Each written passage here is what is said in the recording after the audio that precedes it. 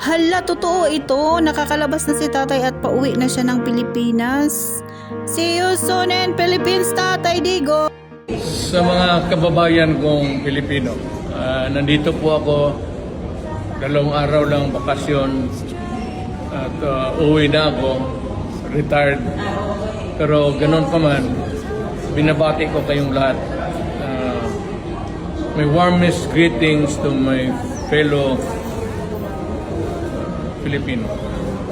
Sana po you persevere sa trabaho ninyo and that you may succeed maski na paano. It might be sakripisyo talaga, ganito ang buhay. But I wish you luck and I hope that you stay well. And, Mahal ka namin, tatay.